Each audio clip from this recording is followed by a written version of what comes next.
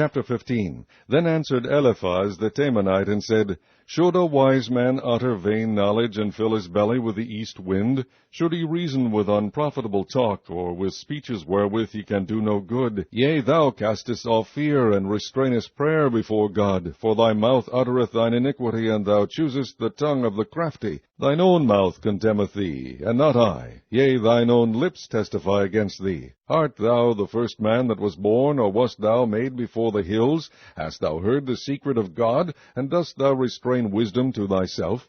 What knowest thou that we know not? What understandest thou which is not in us?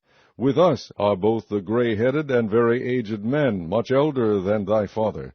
Are the consolations of God small with thee? Is there any secret thing with thee? Why doth thine heart carry thee away? And what do thy eyes wink at, that thou turnest thy spirit against God, and lettest such words go out of thy mouth? What is man, that he should be clean, and he which is born of a woman, that he should be righteous? Behold, he putteth no trust in his saints, yea, the heavens are not clean in his sight. How much more abominable and filthy is man, which drinketh iniquity like water? I will shew thee, hear me, and that which I have seen I will declare, which wise men have told from their fathers, and have not hid it, unto whom alone the earth was given, and no stranger passed among them. The wicked man travaileth with pain all his days, and the number of years is hidden to the oppressor. A dreadful sound is in his ears.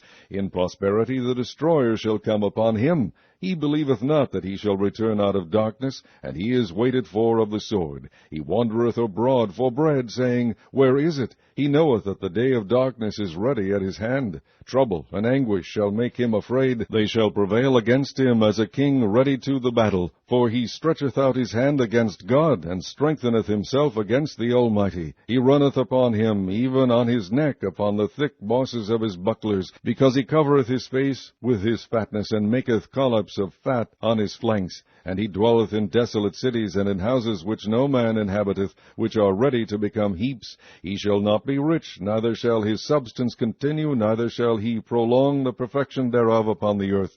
He shall not depart out of darkness. The flame shall dry up his branches, and by the breath of his mouth shall he go away. Let not him that is deceived trust in vanity, for vanity shall be his recompense.